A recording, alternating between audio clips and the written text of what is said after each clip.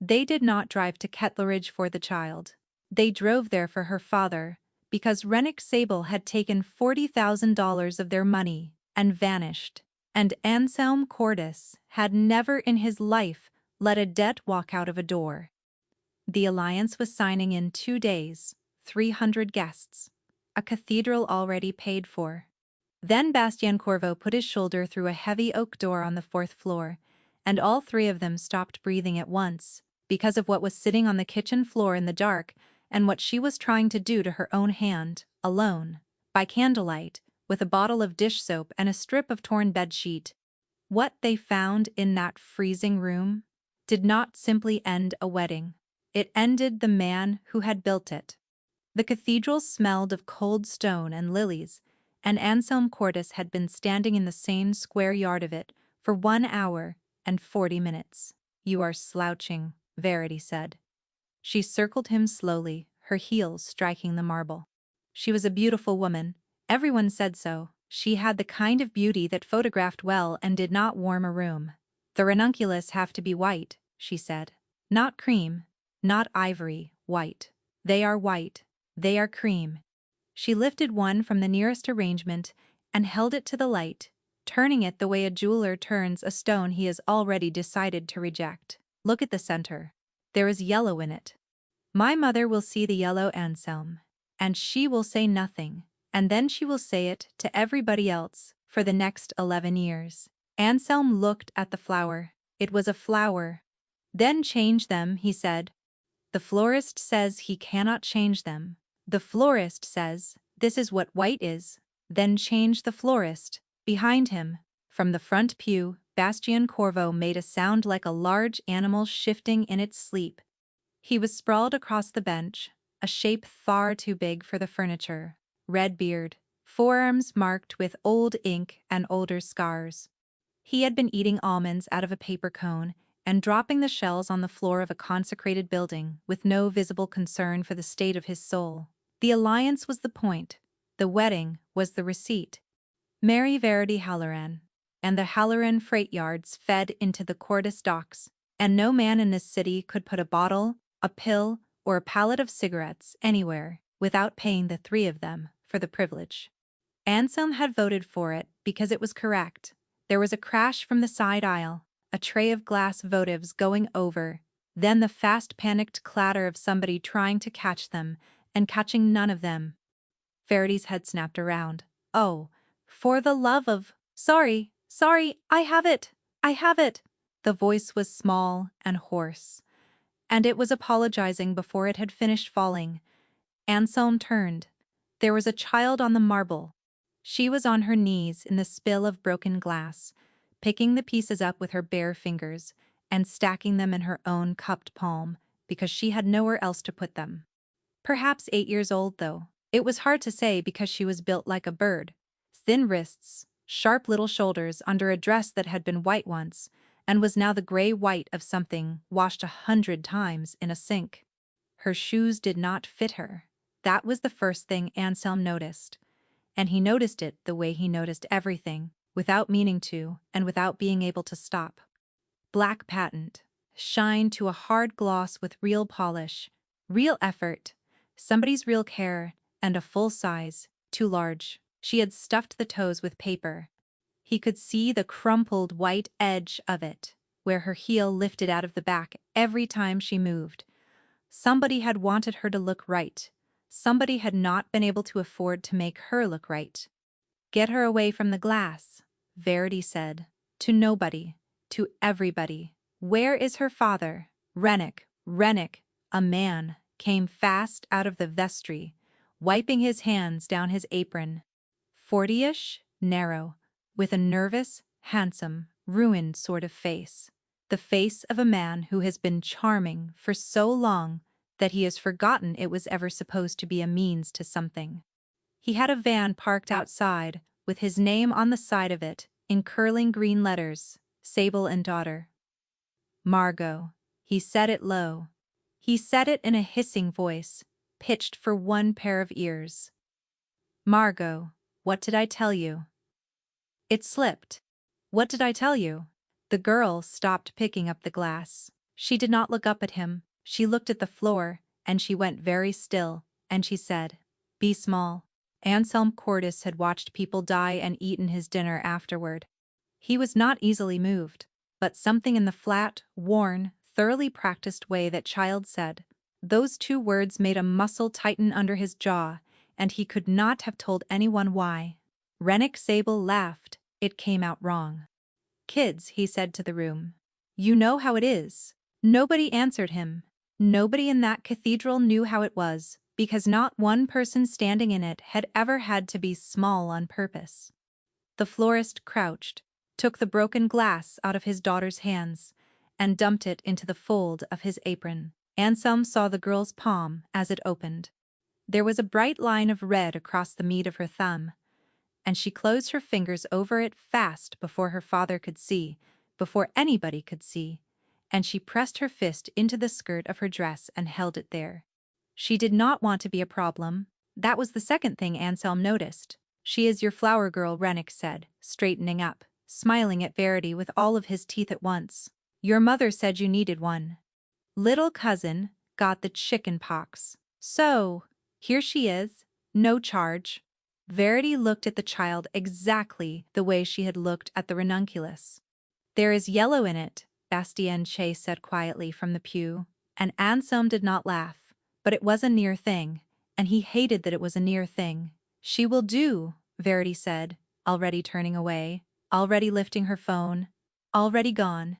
"Rennick, the ranunculus are cream. Fix them, or you will not be paid." The florist's smile did not move, but something behind it did. Anselm watched it happen. He had spent his entire life reading the exact moment in which a man decides he has been humiliated one time too many, and he watched it cross Rennick Sable's face and vanish again in half a breath, like a fish turning under ice. "Whatever you want," Rennick said. He put his hand on the back of his daughter's head. From a distance it looked like affection. From where Anselm was standing, it looked like a man steadying a thing he was about to set down. The child spent the rest of that afternoon being invisible, and she was extraordinarily good at it, always in the periphery, straightening a tablecloth so the hem hung level, standing on a chair to pinch out a candle that had guttered sideways, licking her fingers first, the way you do when you have done it 100 times. At 4 in the afternoon, a caterer put a tray of dinner rolls down on the wrong table, and Bastien Corvo, who had been awake since 3 in the morning and had not been fed, lost his temper about it. It was not the real temper. Anselm had seen the real one twice in 20 years and had needed a new carpet on both occasions.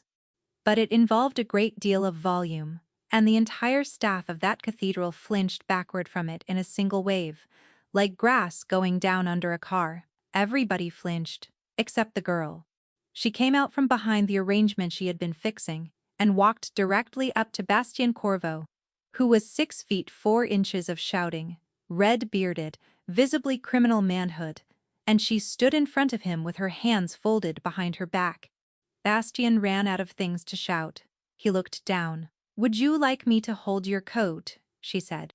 There was a silence in that cathedral that Anselm would remember later, at the very worst moment of his life, with a clarity that felt like a blade being drawn slowly across the inside of his ribs. Bastien Corvo blinked at her. "My what?" "Your coat? You keep putting it down, then you cannot find it, and then you shout about that as well." She said it without one grain of cheek in it, the way an accountant reads out a figure. "I could hold it.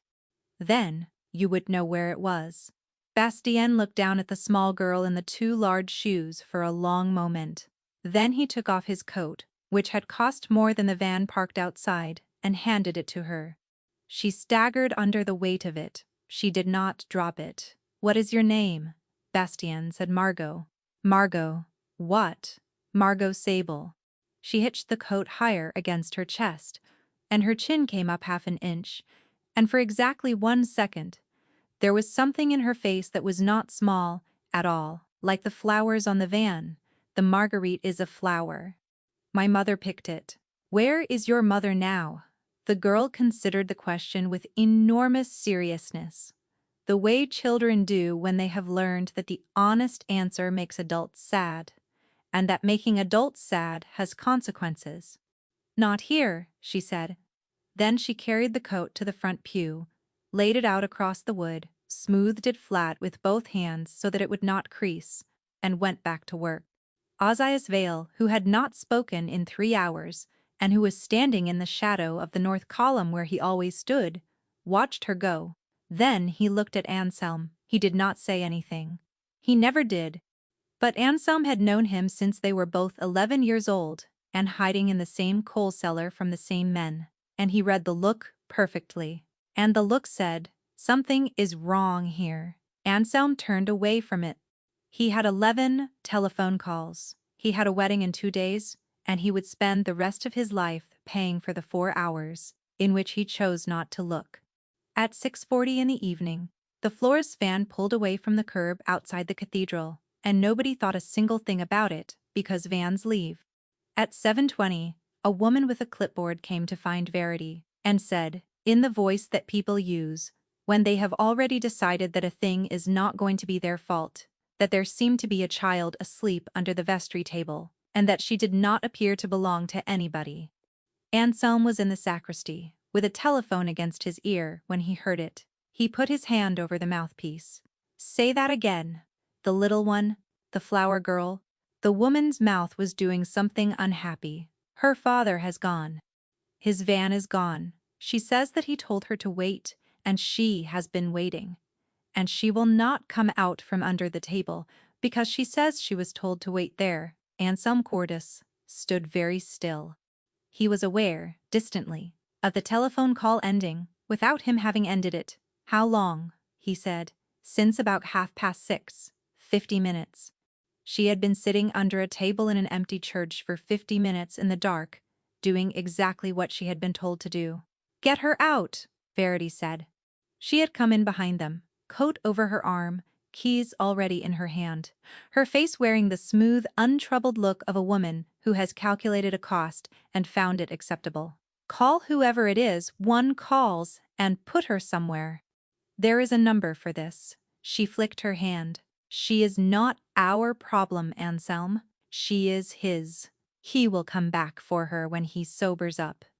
Or when he wants money. We are getting married in 2 days." "He took $40,000, Ozias said. Everybody turned. Ozias Vale was leaning in the doorway with his hands in his pockets. A narrow, gray-eyed, entirely unremarkable man who could stand in a room for an hour before you noticed he was in it, and who had, on 3 separate occasions, ended a war before anybody else knew one had started. He spoke very little and wasted none of it. "Say that again," Anselm said, for the second time in 5 minutes, and he did not care for the sound of his own voice. "The float for the reception, the cash for the vendors." Rennick Sable collected it at 4 o'clock and signed for it, and none of them have been paid. He held out a folded delivery docket. "I called." Anselm read it twice. His face did not change at all, and Bastien, who had known him a quarter of a century, took one small step backward. "He used the girl," Verity said. She sounded, if anything, faintly impressed. He walked in through the front door with a child on his hip, and every person in this building stopped looking at his hands. "That is very clever." She put her coat on. "So call the number, put her somewhere, and let us go." Anselm folded the docket into his pocket. "Where does he live?" he said. "Anselm, where does he live, Ozias Ketleridge?" A pause. The dead end. Bastien's head came up. "Ketleridge. That is not a place where a man lives. That is a place where a man is left. It is where the van is registered. He has a daughter, and a business, and his own name on the side of a van." "Yes," Ozias said, and there it was. Anselm Cordis stood in the cold sacristy of a church he was going to be married in, holding a receipt for $40,000, and felt the first hairline crack open across the sealed, perfectly engineered surface of his life. It did not fit. Rennick Sable had been paid, and paid well, and paid on time, for 19 months, because Anselm had approved every one of those invoices himself, and Anselm remembered every number he had ever approved. The man should have had a house with a yard, and a dog in the yard, and a room upstairs with a small bed in it, So where was the money going? And why was his daughter wearing shoes that did not fit her, polished until they shone? He walked out of the sacristy and down the long silk runner of the aisle, past 300 white chairs, past all those arrangements that were cream and not white, and crouched down beside the vestry table and looked underneath. Margot Sable sat with her back against the table leg and her knees pulled up. She had taken her shoes off and was holding them in her lap, one in each hand, the way you hold something you are afraid will be taken away from you. The paper was still stuffed into the toes. Her thumb had bled through the napkin she had wrapped around it and dried to a dark brown crust. She was not crying. That was the thing Anselm could not, afterward, get out of his head. She was 8 years old, and she was alone in a dark church, and she was not crying, because crying is loud. And she had been very carefully taught what happens to loud. She looked at him with her father's handsome, ruined eyes. He said, "Wait." She said, "So I am waiting. I know, he is coming back." "Yes," Anselm said, because he was a man who had told a great many lies in his life, and had never once felt the cost of any of them until that exact second. "I am sure that he is." Behind him, Bastien Corvo swore, very softly. And 2 hours later, when they had put her into a warm car with a blanket and a driver and an address, Ozias Vale caught Anselm's sleeve and said the sentence that broke the night wide open. "Anselm, what?" The number that Verity called. Ozias was looking down at his phone, and his flat gray face had gone very slightly, and very terribly, still.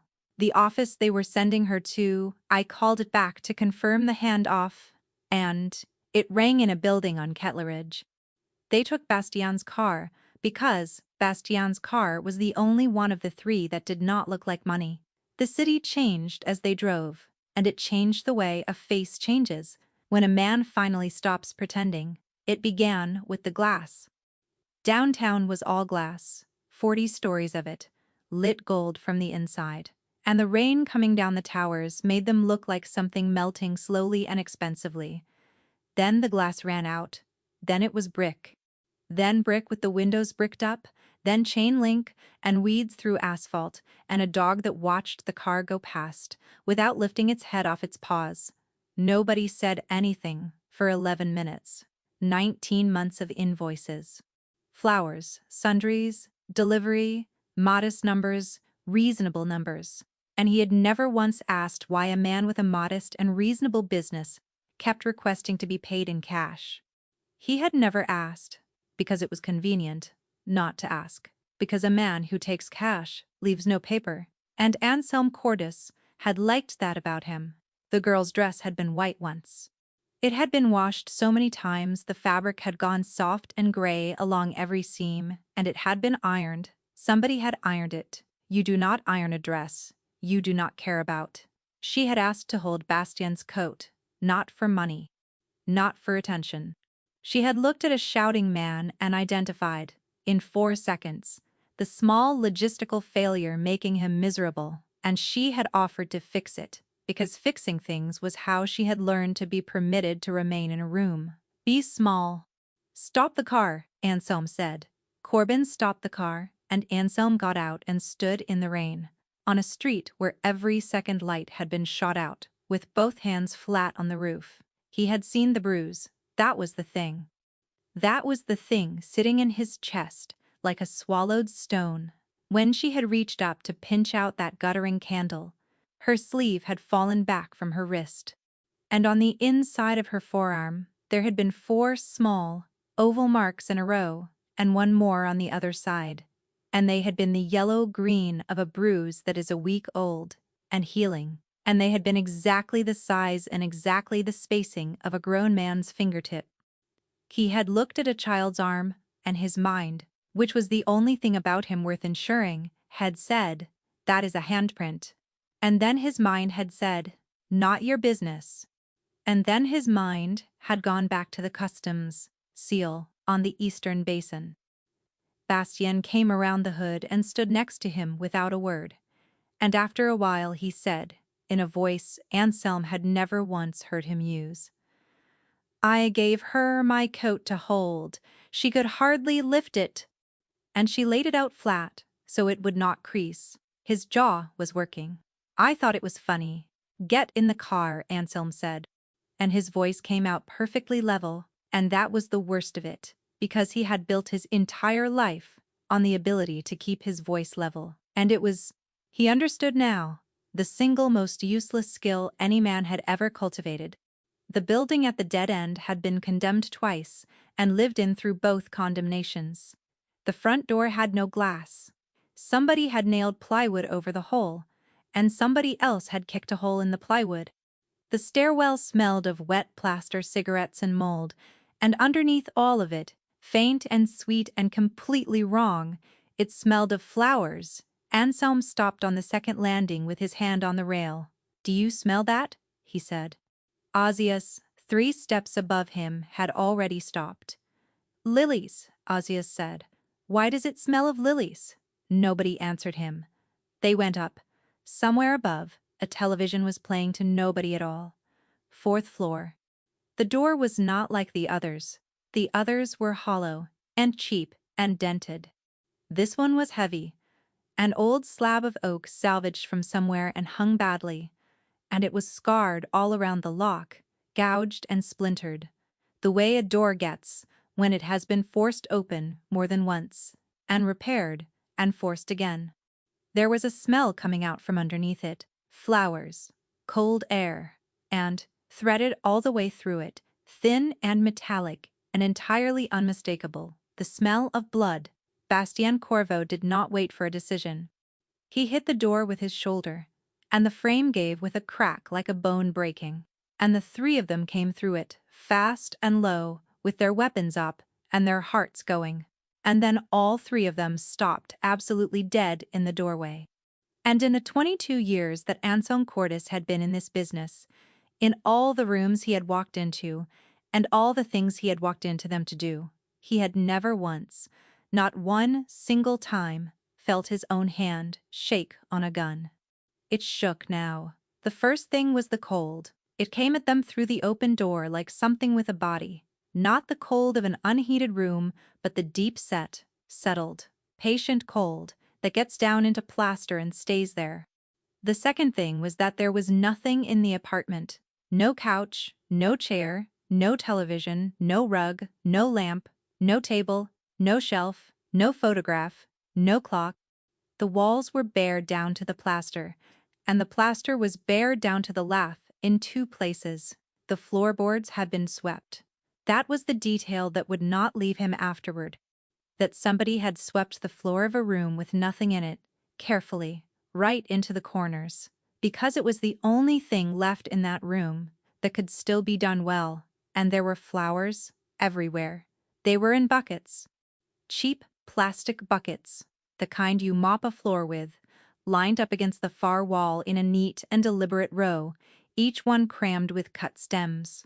Lilies, ranunculus, eucalyptus. They were beautiful, and they were dying. And the smell of them, in that freezing room, was so thick and so sweet that it was almost unbearable. And it was doing exactly what it had been doing under the door, which was covering something else. "Anselm," Bastien said. His voice had gone strange. He was standing in the doorway of the kitchen, with his gun hanging, forgotten, at the end of his arm, looking down at the floor, and Anselm went to him and looked, and understood that he had walked straight past it. "There was blood on the boards. That is not a man's," Ozias said quietly from behind them. "No," Anselm said. "The stride was too short. The drops were too close together. Something very small had walked through this room bleeding, and had gone into the kitchen and had tried, on the way, to clean up after itself, so that nobody would be angry." Anselm put his gun away in his coat. He did it without deciding, too, the way a hand pulls back from a stove. The kitchen was 3 steps wide. There was a refrigerator standing open and unplugged, the shelves empty and wiped down, the cord coiled neatly on top of it, because somebody had switched it off on purpose, because there was nothing to keep cold, and electricity costs money. A single candle was burning on the counter, in a saucer, And by the light of it, sitting on the linoleum with her back against the cupboard and her knees drawn up and her sleeve pushed to the elbow, was Margot Sable. She had a strip of torn bedsheet in her right hand. She was trying to bind her own left palm with it. Her hands were shaking so badly, she could not hold the ends. She would get one turn around the wound, and the cloth would slip, and the whole thing would come loose in her lap, and she would stop and breathe and start again.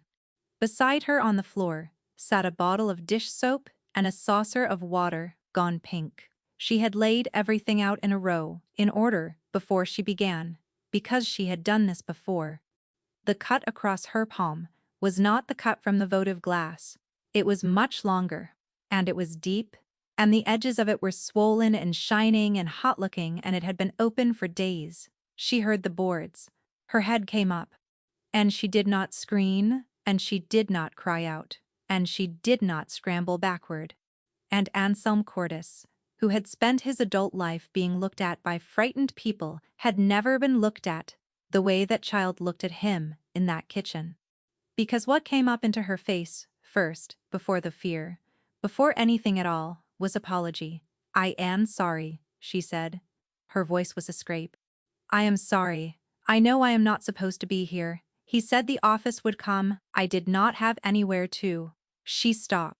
She was trying to sit up straighter, and to hide the bloodied cloth, and to pull her sleeve down over the thing on her arm, all at once, with hands that would not work. "Please, do not tell him I let you in.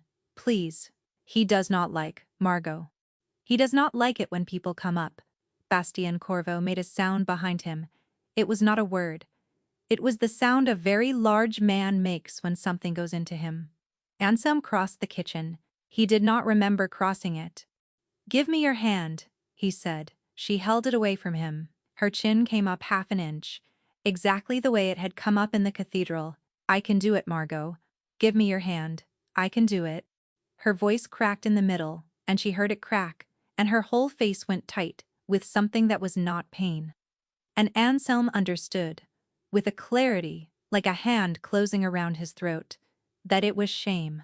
"I have done it before. On my knee, I did it on my knee, and it healed, and nobody had to." She swallowed. "Nobody had to do anything." The candle guttered. Behind Anselm, very quietly, Ozias Vale said one word. And Anselm looked at what Ozias was looking at, which was the girl's pushed-up sleeve, and the forearm underneath it. The 4 oval bruises he had seen in the cathedral were the newest ones. That was the thing that opened the floor underneath him, because above them and below them, wrapped around the thin bone of that arm, like a record of something that had been going on for years, there were others, old ones, yellow ones. A silvered white line above the elbow that had been a cut once and had healed badly, with nobody at all helping it. A round shiny patch on the inside of the wrist that nobody in 8 years had ever thought to ask her about. She was 8 years old. She was a map of it. Anselm knelt on a filthy floor in a condemned building and felt something happen inside his chest that he did not have a name for, because it was not rage. He knew rage. Rage was hot, and rage was useful, and he had built a great deal on it. This was cold, and it was quiet, and it went all the way down, and it did not have a bottom. "Who did that?" he said. "I fell, Margot." "I fell," she said, and she looked him straight in the eyes, and she lied to him with the flat, practiced, professional calm of a woman 4 times her age. And Anselm watched the exact moment in which she decided that it was working. "I am clumsy. He says that I am clumsy. That is why I have to be careful." The cloth was still balled in her fist. She was shaking so hard now that her knuckles were knocking against the linoleum, a small, fast, terrible sound in that silent room, and she was still holding her hand away from him because she had not yet been given permission to stop.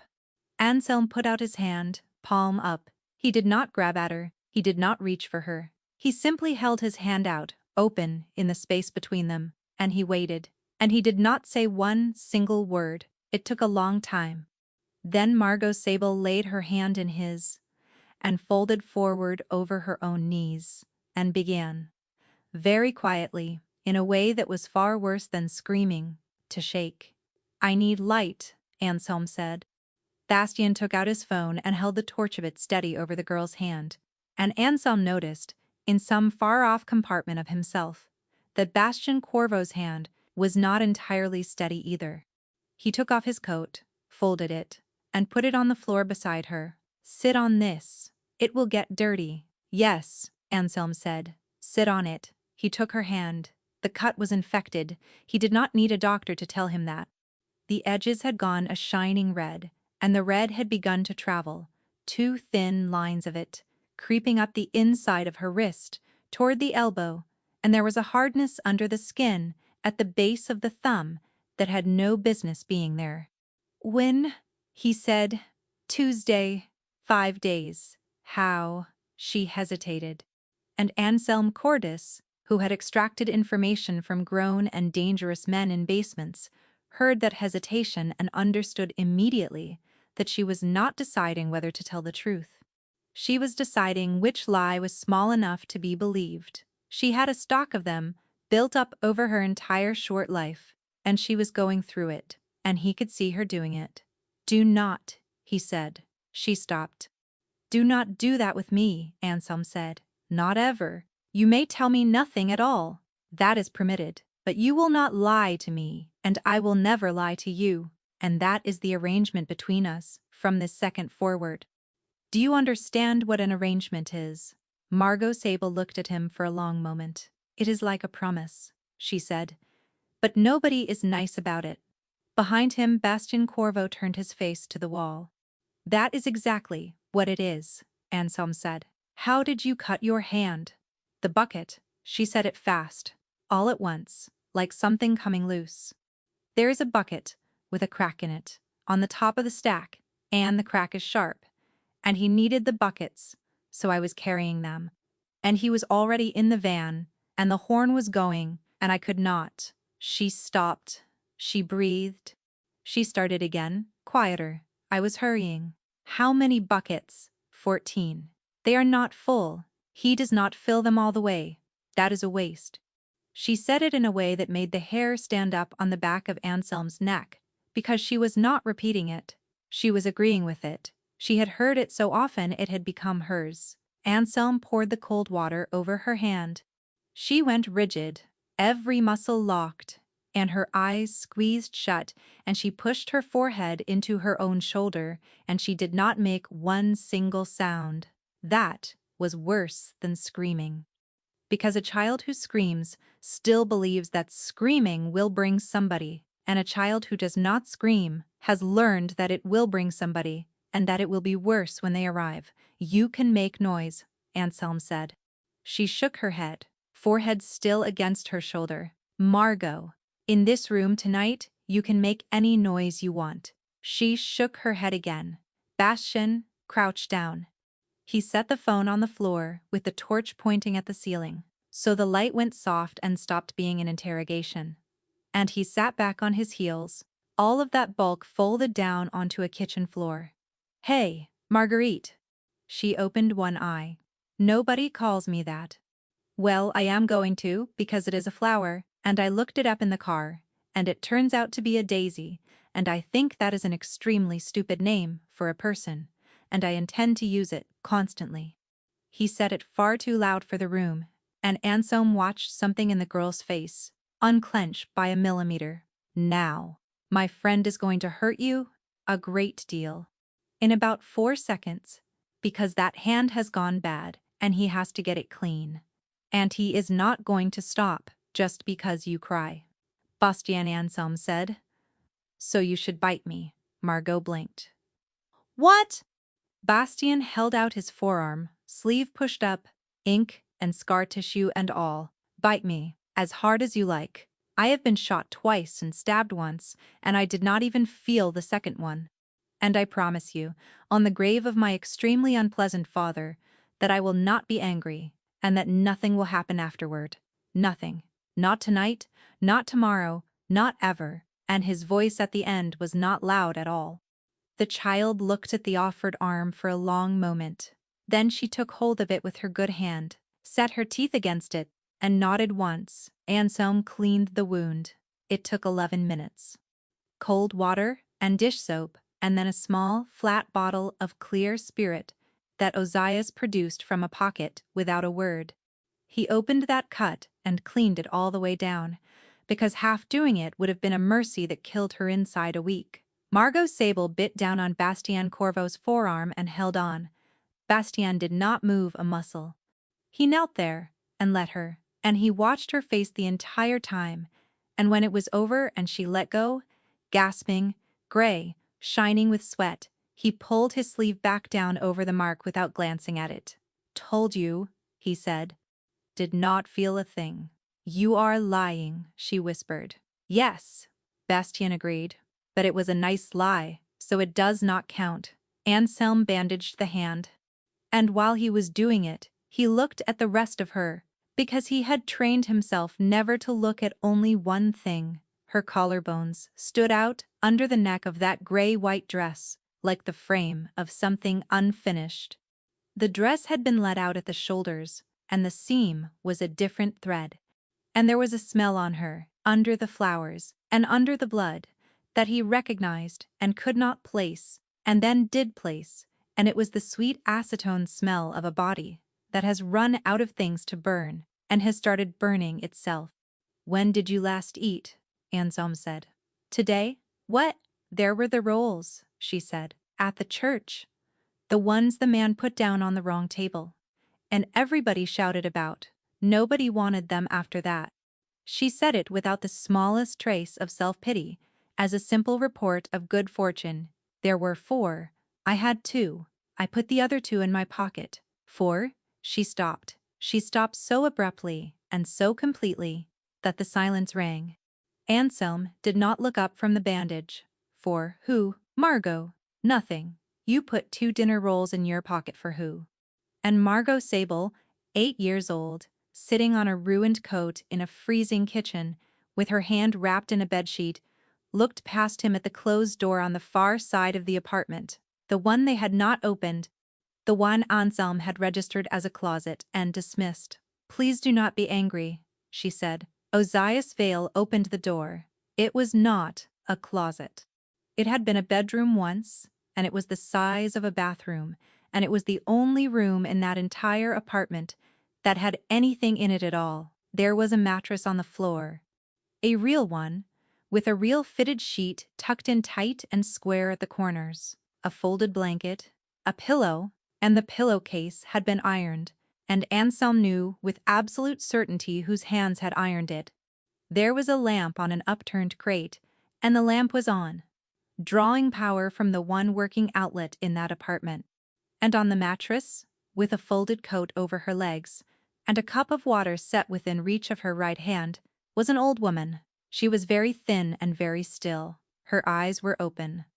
Her hair had been brushed recently, and plaited into a loose braid that lay over her shoulder, and it had been done by somebody with small hands, who was not good at it, and who had tried extremely hard. There was a bowl on the crate. It had 2 dinner rolls in it. "That is my grandmother," Margot said, from the kitchen doorway. She had got up.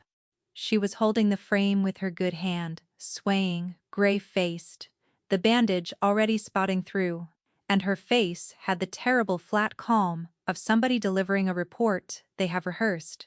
"Her name is Odile.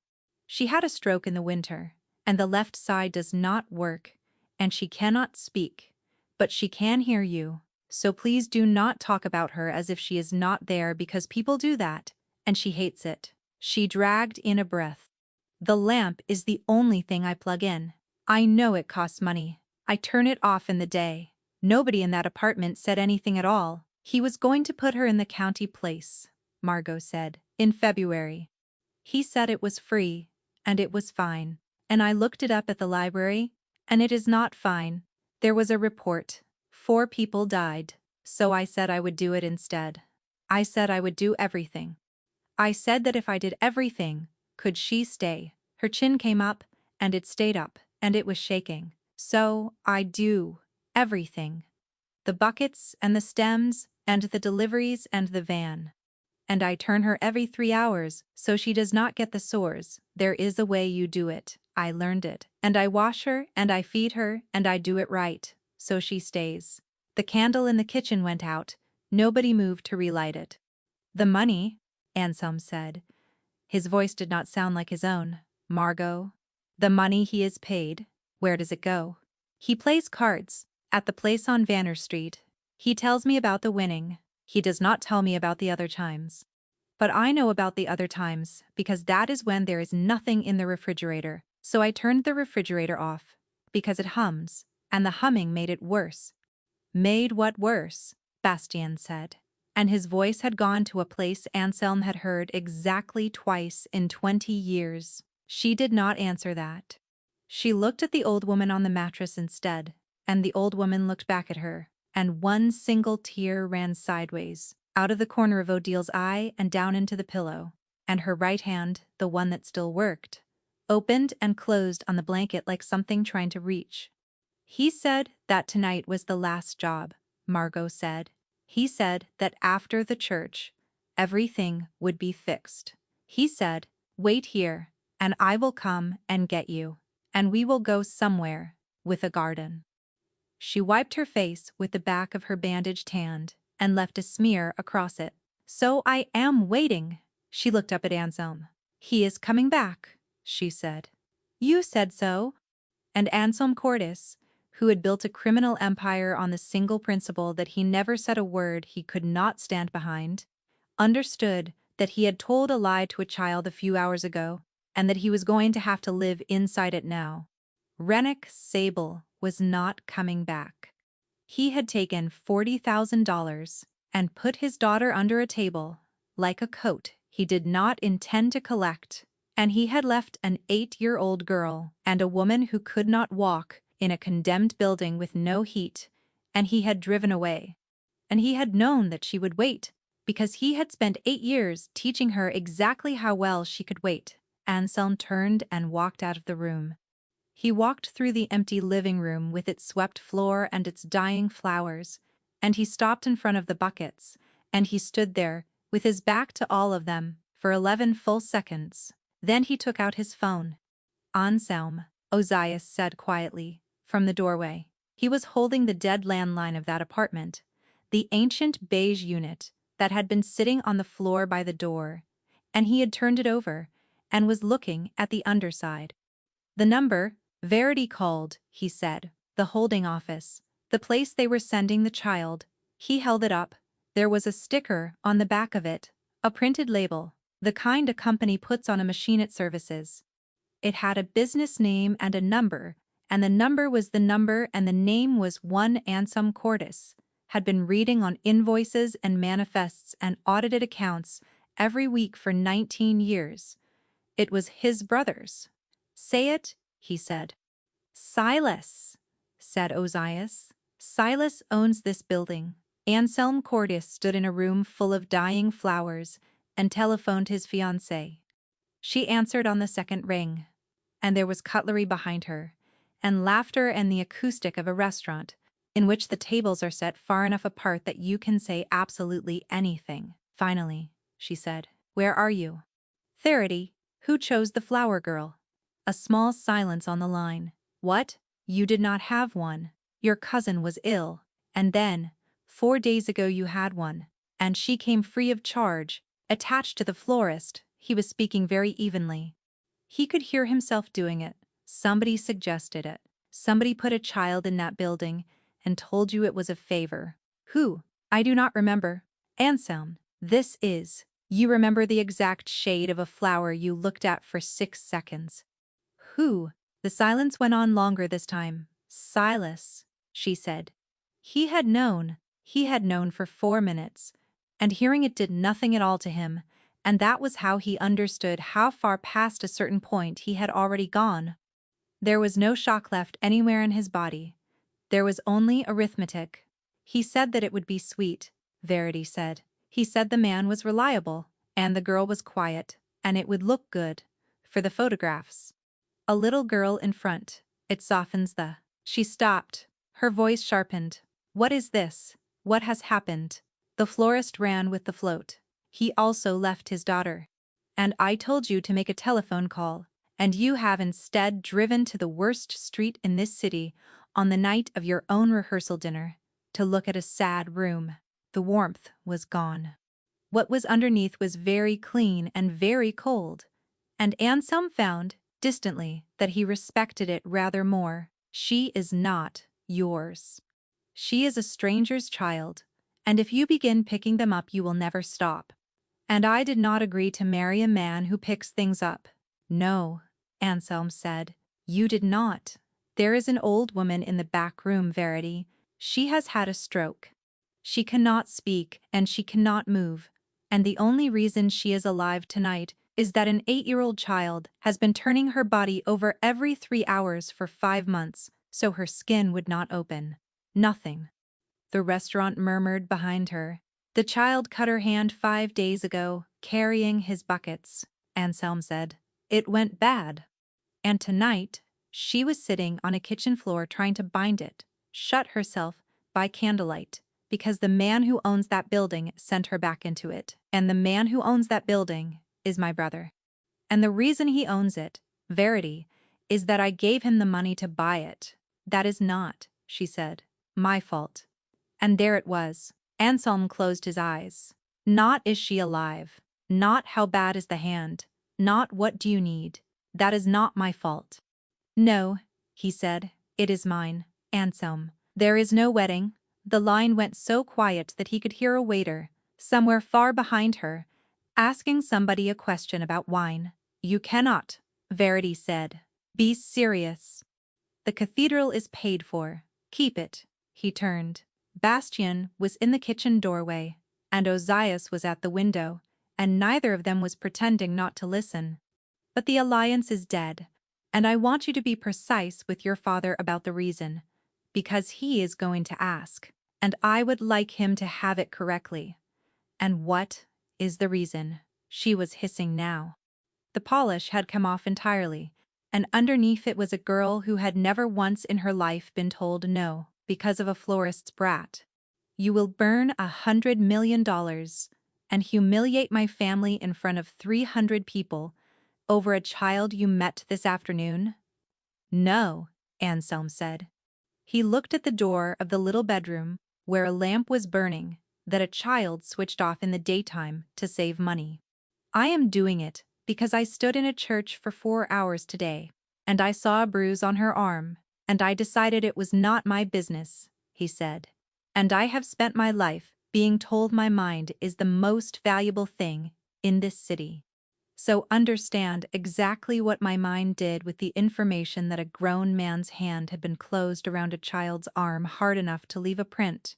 Anselm. It filed it, he said, and it went back to a custom seal. You are having some kind of— Do not call this number again, Anselm said. If your father wishes to discuss the freight yards, he may write to me. And if he sends anybody to Kettleridge tonight, I will send them back to him in pieces, small enough to fit through his letterbox. He hung up. Silas put that kid in this building, Bastien said quietly from the kitchen doorway. Then he told your bride to put her in your wedding. That is not a slumlord being a slumlord. That is a man keeping a lever somewhere. He can reach it. Rennick Sable took $40,000 4 hours ago and drove away from a church, Anselm said. And a man who is running does not stop to be clever. Putting that girl out in front of 300 guests was clever. So he was not running, Ozias said, from the window. No, said Anselm, he was paid. Ivor Pell arrived in 19 minutes, furious, because he had been at his daughter's recital. He stopped being furious about 4 seconds after he came through the door. The woman is called Odile Sable, he said. She has had a significant stroke, at least 5 months ago, and she has had no medical care of any kind since, and she is going to be moved tonight, in a proper vehicle, with proper handling. And if anybody argues with me about the cost of that, I will burn this city down myself. Nobody is going to argue, Anselm said. Good. Ivor set his bag down. His hands were not steady. He said it like an accusation. No pressure sores. No infection. Her hair has been washed. Her nails have been cut. She has been turned, regularly, by somebody who knows what they are doing. He took his glasses off and polished them on his shirt, which Anselm had never in his life seen him do. I have seen people in nursing homes with a staff of 40 who look worse than that woman looks, lying on a mattress on a floor. Somebody has been performing, without training and without help, a standard of care I would have difficulty extracting from qualified professionals. The child, Anselm said. The child, Ivor agreed. Yes, let us discuss the child. He went into the kitchen. Bastien had picked her up, without asking anybody, set her on the counter, and put his own coat around her. She sat inside it like a small animal in a burrow, only her face and her bandaged hand showing, watching everything with an alertness that had not switched off once all night. Ivor Pell crouched down in front of her. "You are the one who is going to say I did it wrong," she said. "Almost certainly." He unwrapped the hand. "This is not 5 days old," Ivor said. The kitchen went quiet. "It is 5 days old," Margot said. He turned the hand over gently, tilting it under the beam of Bastien's torch. "The cut across the palm is, but there is an older injury underneath it. The third and fourth fingers are not moving properly, because there is a fracture in the bones of the hand, across here, and that is at least 3 weeks old. It has been left. Nobody looked at it. Nobody set it.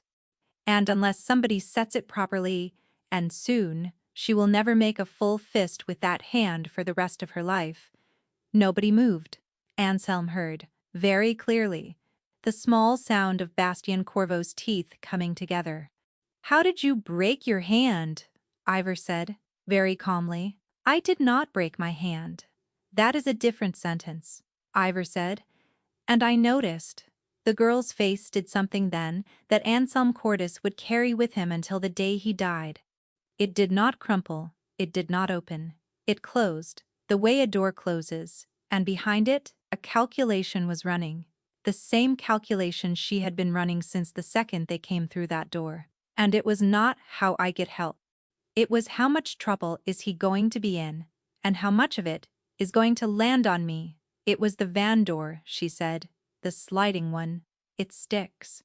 It came back on my hand when we were loading, and it was nobody's fault, and it was an accident, and I did not even cry. And he said he was sorry. And he was sorry. He sat down on the step and put his head in his hands, and he cried. Her voice climbed for the first time all night, thin and desperate. "Please do not. He is always sorry after that means he did not mean it. That is what it means. If you are sorry after, then you did not mean it. So it does not count. It does not count." She ran out of air. 3 men and a doctor stood in that kitchen and listened to an 8-year-old child explain, with total sincerity, the theology that had been built for her, brick by brick, over the whole course of her life. And Anselm Cordis felt the last cold plate of something inside him slide into place and lock. "Margot," he said. She looked at him with her chin up and her eyes wet and furious. "Do you remember our arrangement?" he said. "You do not lie to me," she said. "And I do not lie to you. That is right." He crouched, so his eyes were below hers, and kept his voice flat, because if he had let 1 degree of what was inside him into his face, she would have thought it was aimed at her. "So I am going to tell you the truth now. And it is going to be very bad, and I am not going to soften it because you have been lied to softly your entire life, and it has not done you 1 hour of good." "He is not coming back," Anselm said.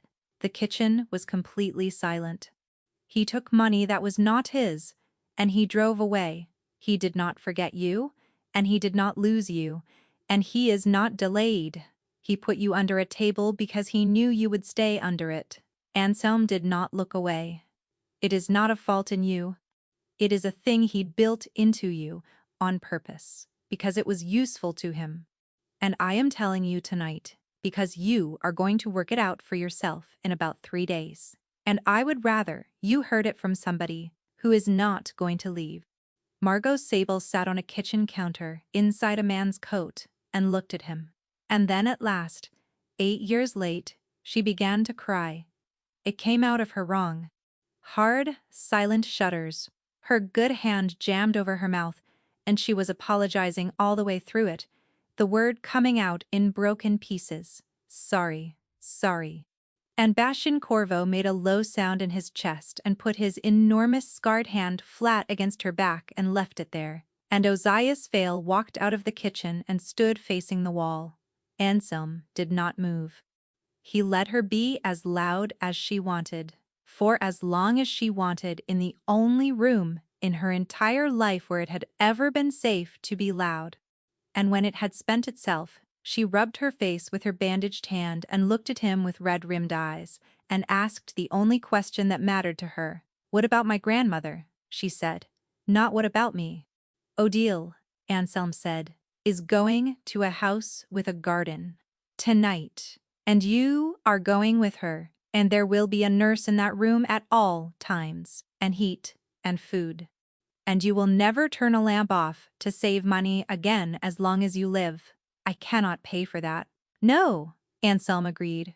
"You cannot." "Then I am not going," said Margot Sable. She had got down off the counter before anybody could stop her. She stood in the middle of that freezing kitchen in a dress 2 sizes too small and a coat 11 sizes too big, swaying, gray-faced, her broken hand against her chest, staring up at 3 of the most dangerous men on the eastern seaboard with an expression of immovable refusal. "Margot," Bastien said. "No, no," her voice cracked, straight down the middle. "I know what it is. It is a favor, and a favor is a debt, and a debt gets called. And when it gets called, and you cannot pay it, they take back the thing they gave you." She was breathing far too fast. "I am not going to let somebody give my grandmother a bed that they can take away from her." Nobody spoke. "So I will work," Margot said. Anselm went very still. "I am good at it," she said, and her chin came up, and her eyes were streaming, and her voice was perfectly steady, and it was the bravest thing Anselm Cordis had ever watched a human being do. "I know the stems and the water and the wire. I know the vans. I did the deliveries. All of them. He never did one. And I know every service door and every loading bay in this city because I carried the buckets through all of them. And nobody ever looks at me. I have walked into rooms where men were counting money on a table, and they did not even stop counting." She dragged in a breath. "So I will work for you, and you can take it out of what the bet costs. And when it is paid, it is paid. And then it is mine. And nobody can take it back, Anselm," Ozias said, quietly. From the other room he had not moved from the window, but he had turned around, and he was holding something, and his flat gray face had gone entirely blank. "What?" She said the deliveries. Ozias came to the kitchen door. He was holding the girl's shoes. He had picked them up off the floor, and he had pulled the wadded paper out of the toes, and he was unfolding it. And his hands, for the first time in the 25 years that Anselm had known him, were not perfectly steady. "Anselm," she stuffed her shoes with paper. "Yes, she stuffed her shoes," said Ozias, "with the delivery dockets." He held one out. It was a carbon slip, cheap, pink, creased into a wad and flattened out again. It had a date on it, and an address and a signature. 14 buckets, lilies, ranunculus, eucalyptus. The address was the Cordis warehouse on the North Shore. Anselm read it twice. "Margot," he said, "how many of these are there?" She looked at the shoe. She had kept a paper trail. For 8 years, an unpaid, unfed, unnoticed child had been keeping receipts, because a receipt was the only weapon that had ever worked on her father. And not one adult in her entire life had ever thought to ask her what she knew. "Get the tin," Anselm said. There were 411 of them. They spread them out on the swept boards of the empty living room, in the light of Bastion's phone, and 3 of the most feared men in that city, and a doctor, and an 8-year-old girl in a borrowed coat, knelt down around them and sorted them into piles. It took 2 hours. and it broke the Cordis organization open like a dropped egg, because Rennick Sable had not been delivering flowers. He had been delivering flowers and 14 buckets. And the 14th, always the 14th, always the one with the crack in it that had opened a child's hand, went to one specific loading bay and came back empty, and was signed for every single time by the same hand. "That is Silas," Ozias said, without any inflection at all. "His signature, 406 times over, 19 months, on a receipt for a bucket of flowers, into a bay he has no reason on this earth to be standing in." He laid 3 slips, side by side. "And look at the dates." Anselm looked at the dates. He had been very good with numbers since he was a small boy, when being good with numbers was the only thing that kept him from being beaten. And he looked at 411 dates, and he saw the shape of it in 9 seconds, and the floor of his life dropped out from under him. "They are the sailings," he said. "Yes. Every one of those dates is within 12 hours of a Cordis hull clearing the North Basin." He was moving the slips with 2 fingers, fast. A man doing the one thing he had been born to do. Product goes out, bucket comes back. And I approved every one of those invoices myself, because it was flowers. Because it was $40. Because I am a man too important to look at a $40 line. "He has been running product out of your own docks," Bastien said in a flower bucket, "for 19 months. "No," Anselm said. "He has been running information." He picked up the last slip. "Silas's family." "Silas can walk into any building I own. He does not need a bucket to move goods. He needs a bucket to move paper. To somebody who cannot be seen anywhere near me." He looked up. "He has been selling my sailings. Manifests, times, hulls, and crews. To Halloran." The silence in that condemned apartment was total. "The wedding," Ozias said. "The wedding hands Halloran the freight yards legally. Then Silas hands him 19 months of proof that I have been moving product through those yards, and Halloran walks it into a federal building, and I go away for 30 years and my brother inherits everything I have ever built." Anselm stood up. "And the only living witness is a courier who is a little girl, who nobody would ever believe, and whose father was going to be paid $40,000 to put her inside a building that Silas owns, and then disappear." He looked down at Margot. She was kneeling in the middle of 411 pink slips with her broken hand in her lap, and she had gone very white, and she had understood every word. Because she had been understanding every word in every room she had ever stood in for 8 years and nobody had ever noticed. "The last job," she said. "Yes, he said that tonight was the last job." Her voice was very small. "He was never going to come back for me at all." "No?" She was quiet for a long moment. And then Margot Sable looked up at Anselm Cordis and said, "The 14th bucket is not empty when it comes back." Every head in that room turned. "It is not empty," she said. "It is light. There is a difference. I carry them, so I know. The empty ones ring when you knock them." She got to her feet, wobbling. "And the crack is on the outside. The crack that cut me is on the outside of the 14th bucket, and I never understood why. Because we buy them new. I have thought about it for a whole year." "Margot?" Anselm said slowly. "Where is the 14th bucket?" She pointed. It was against the wall, at the end of the row, full of lilies, exactly where he had walked past it 4 times. Bastien Corvo crossed the room in 3 strides, took the flowers out, poured the water down the sink, and turned it over. There was a false bottom. And inside it, wrapped in plastic and neatly rubber banded together, was a stack of documents on Halloran letterhead, and 11 photographs, and a memory card, and a signed agreement with Silas Cordis's name on the bottom of it, dated the day before the wedding. Anselm stood in the ruin of his own life and began, very quietly, to laugh. "They put it in the flowers," he said. "They put it in the flowers, and they made a child carry it, and not one of them ever thought to ask whether the child could read." "Anselm," Ozias said, "it is nearly 4 in the morning. I know. The agreement is dated today." Ozias was looking at his watch.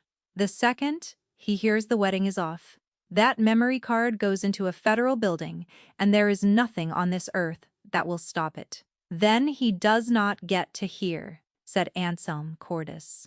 He crouched down in front of Margot, and he took the pink slip out of her good hand, and he folded it, and he put it into his pocket. You told me nobody looks at you. Nobody does. Where would he be? At 4 in the morning. On the night before he ruins me. And the flower girl, who had spent 8 years being invisible in rooms full of men counting money, said, without any hesitation at all, the cold room at the flower market. He always meets him there. It is the only place with no windows, and it smells so much of the flowers that the dogs cannot work in it. Anselm looked at her for a long moment. You are extraordinary, he said. She frowned at him, genuinely confused, as though he had spoken to her in a language she did not have. I am only the girl with the buckets, she said. The flower market at 4 in the morning was the loudest place in that city, and the emptiest, and both of those things were true at once. Nobody looks at you when you are carrying flowers. Anselm went in through the service door of the cold room alone, carrying a bucket. It had lilies in it.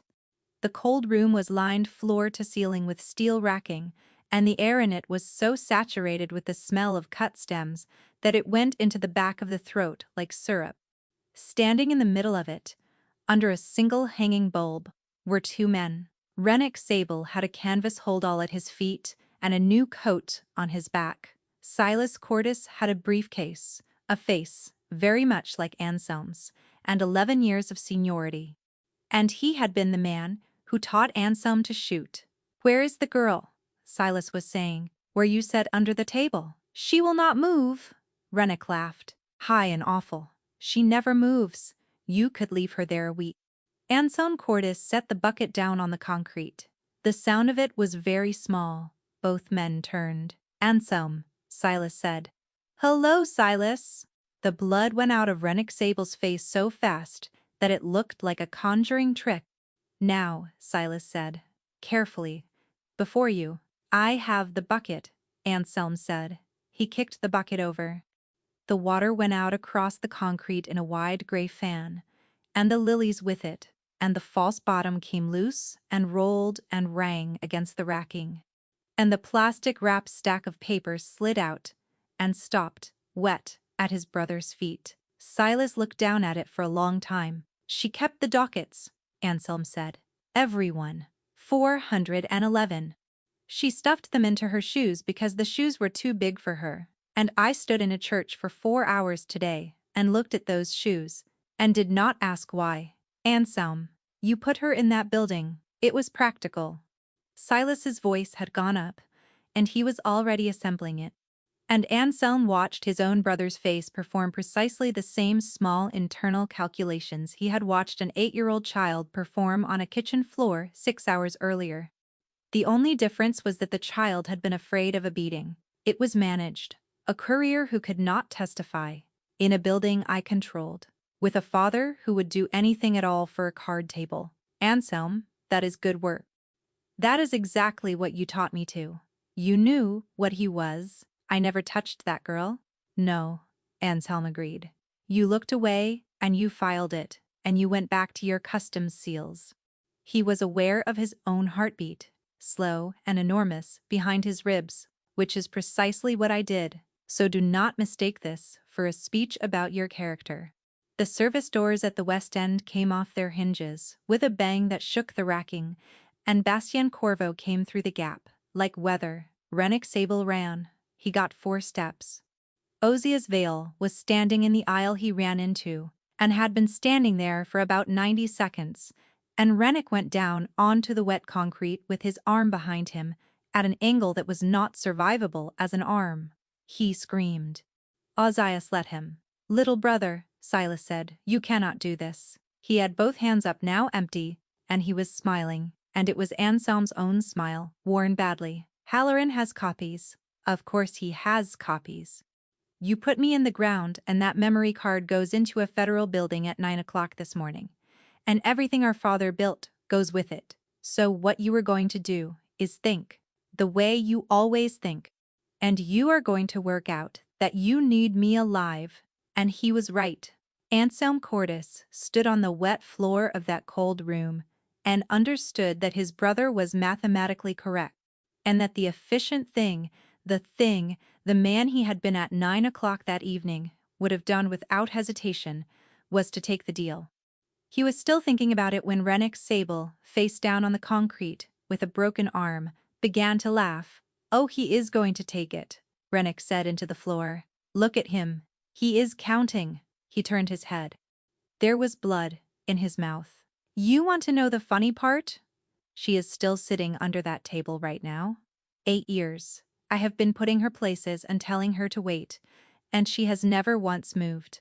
Because she thinks that if she is good enough, I will come back." He was giggling now, wet and cracked and delighted with himself. "She is nothing," he said. "She is a pair of hands that carries buckets, and she was free. I would have sold her for a steak." The cold room went absolutely silent. Anselm turned his head and looked down at the man on the floor. "You are wrong," he said. "I am her father." "You are a debt," Anselm said. "And she is the only person in this building who has ever paid one." He looked at Ozias, and Ozias Vale crouched down beside Rennick Sable and spent the last words he would spend on him. "She has moved," he said. "She is in a warm car. Her grandmother is in a garden, and she will never carry anything for you again." Rennick Sable opened his mouth. Anselm Cordis was already walking away, and he did not look back, and he did not hear it happen. And the only sound in that room was the water going out across the concrete and the lilies turning over in it. Silas was still standing under the hanging bulb. "The copies," he said. "Halloran has copies." "He has copies of my sailings," Anselm said. "He does not have copies of you." He took the folded pink docket out of his pocket and held it up, and watched his brother's face. "Finally. 411 receipts too late, understand? Every one of those slips carries your signature. Not mine. 19 months of a Cordis director signing for deliveries into a bay he had no business standing in. 12 hours before every hull that ever cleared that basin. Halloran was never going to send you a share. Silas, he was going to send you into a federal building, and he was going to do it with a child's shoebox." He put the docket away. "And the only reason I know that, and you do not, is that neither one of you ever once looked at the girl with the flowers." He turned to go. "What happens to me?" Silas said. Anselm stopped in the doorway of the cold room, with the smell of lilies in his coat and his hands and his hair and in everything he would own for the rest of his life. "You are going to be very useful," he said, "for about 6 hours." The house had a garden. That was not a coincidence, and Anselm did not pretend it was. He had bought it at 11 o'clock the previous night, over the telephone, from a man who had not wanted to sell it, at a price that made the man stop, not wanting to sell it. He had bought it for one reason, which was that a child had said the words somewhere, with a garden in a kitchen with no heat, and had said them the way people say the names of countries they will never visit. He had not slept. He had spent 6 hours in a room with his brother and a great many documents. It was 9 in the morning when he came back. Odile Sable was in a bed by an open window. There was a nurse in the corner, reading a paperback, and sun on the blanket, and somebody had put a jar of ranunculus on the sill. They were cream, and not white. Margot was asleep in a chair beside the bed. She had not been put to bed. Ivor Powell met him in the hall, and told him so in a low voice, furious and helpless. She had been shown a room, an actual room with an actual bed in it, and she had said, "Thank you," very politely. And then she had waited until everybody left, and had carried a chair down the hall and set it beside her grandmother. Because every 3 hours somebody had to turn Odile over, and nobody had told her that they would. She had set an alarm. On a phone Bastien had given her. In a house she had been inside for 4 hours. An 8-year-old girl had worked out how to set an alarm for every 3 hours, because it was her job. And because if she stopped doing her job, there would be no reason at all to keep her. Anselm stood in the doorway and looked at her for a long time. Her hand had been properly set and cast. The bruises looked worse in daylight, and they would look worse tomorrow, before they began at last to look better. She woke when he crossed the floor, instantly, all at once. The way she did everything. "I am awake," she said. "I did the 6 o'clock and the 3 o'clock. And she had water, and I did not spill it. Margot, I know it is a lot." She was already sitting forward, already assembling the case, her voice level and her hands shaking. "The house, and the nurse, and the medicine. I know what that costs. And I am not going to pretend I can pay it this year, but I am nearly 9, and I can already do a full van on my own. And in 4 years I can drive. And you said, nobody looks at me. You said it was useful. So if you would just stop," Anselm said. "If you would just let me work." "Marguerite," said Bastien Corvo, from the doorway. She looked at him with naked panic. "Then why would you keep me?" she said. And there it was, the whole of it. 8 years, in 6 words. In the calm and reasonable voice of a child who had done the arithmetic of her own existence, very carefully, and had arrived, correctly, at the only answer the evidence supported. Anselm Cordis knelt down beside the chair, which put his eyes below hers, and he did not touch her, because she had never once in his presence been touched by an adult without it costing her something. "Listen to me," he said. "I am going to say this once. And then I am never going to say it again, because it is not going to need saying." She went very still. "There is no arrangement," Anselm said. "There is no debt. There is no work. You will never carry anything up a flight of stairs again, as long as you live. Your grandmother stays, in that bed, in this house, with that nurse and that window and that garden, for as long as she lives. And it will be paid for whether you are good, or bad, or rude, or clumsy, or asleep in a chair when you ought to be in a bed." He held her eyes. "There is no version of you that we send back." Her mouth had begun to shake. "Everybody says that," she whispered. "I know," Anselm said. "So I am not going to ask you to believe me. I am going to ask you to wait, which is the one thing on this earth you are better at than anybody I have ever met. And I am going to be here in the morning, and again in the morning after that, and you will believe me in about a year. And I am prepared to wait a year." Ozias Bale came into the room without a sound and put something down on the arm of the chair. It was a pair of shoes. They were black, and they were patent leather, and they were shined, and they were quite obviously exactly her size. And there was no paper in the toes. Margot Sable looked at them for so long that the nurse in the corner quietly put down her paperback and went out of the room. "I only had one job," Margot said. Her voice had gone to pieces. "One job at the wedding. I was going to walk in front and put the flowers down, and I practiced. I practiced in the hall so I would not go too fast, and I was going to do it right." She pressed the back of the cast against her eyes. "And I did not even get to do it." Bastien Corvo sat down heavily on the floor, with his back against the wall. "So do it here," he said. She lowered the cast. "What? There is a garden out there. It is full of the ugliest roses I have ever seen in my life. And there is a path straight down the middle of it." He shrugged. "Enormous and embarrassed. So go and cut some. Walk down it. Put them down at the end. Nobody is getting married. You just walk. And you do it right. And we will watch you. Because that is what somebody was supposed to do." Nobody said anything. Ozias Vale went to the window, and opened it wider, and stood aside. And Margot Sable, 8 years old, in a cast and a borrowed jumper, walked out into a garden, in a pair of shoes that fit her, and she cut 14 roses, because 14 was the number she knew. And she carried them down the path, very slowly, not too fast, exactly the way she had practiced in the corridor of a condemned building on Kettleridge, and she laid them down at the end of it. Then she turned around, and 3 of the most dangerous men on the eastern seaboard were standing in a row at the window of a house beside the sea, watching her. And not one of them was looking at anything else. Halloran Sr. called at noon. He had been awake all night. It was audible. His freight yards had been served with a lien at 6 in the morning.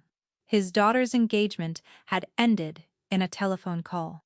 And a Cordis director he had spent 19 months cultivating had, at 8 o'clock that morning, walked into a federal building alone and begun to talk about the Halloran family, at length and with dates. "You have made an enemy," he said. "No," Anselm said. "I have made a witness. You made an enemy. Your lawyers will explain the difference at considerable length and considerable cost." Over a child. Anselm Cordis stood at a window with a cup of coffee and looked out at a garden.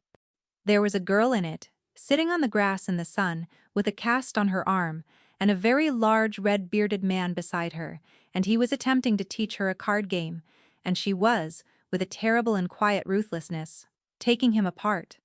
"She is nearly 9, Anselm said. "She kept 411 receipts and hid them in her shoes. And she brought down 2 families with them, and neither you nor I ever asked her a single question." He drank his coffee. "Not over a child, over the only competent person any of us ever met." He hung up. Out in the garden, Bastien Corvo shouted something outraged about the rules, and a small hoarse voice informed him that he had agreed to those rules 11 minutes ago, and that she had a witness. And Ozias Vale, from a bench in the shade, said one word that was almost certainly cheat, and it was not aimed at the child. Anselm Cordis put down his cup and went out into the garden, because there was nothing else, anywhere in the world, that he had to do. Rennick Sable believed he was leaving behind a set of hands. He had spent 8 years making his daughter small, and quiet, and patient, and invisible, and it never once occurred to him that he was building the most dangerous thing in that city. Because a person who is never looked at sees absolutely everything. 3 men walked into a condemned building looking for $40,000. They walked out, having lost a wedding, a brother, an alliance, and every single thing they had planned for. And not one of them has ever called it a bad night's work. If you stayed with Margot all the way to that garden, hit the like button, because it really does help this channel reach the people who need a story like this one. Subscribe if you want more of them. And tell me in the comments what got you. Was it the shoes, with the paper stuffed into the toes? Was it the 2 dinner rolls she saved in her pocket? Or was it Bastien holding out his arm and telling her she was allowed to hold on? I read everyone, and I will see you in the next story.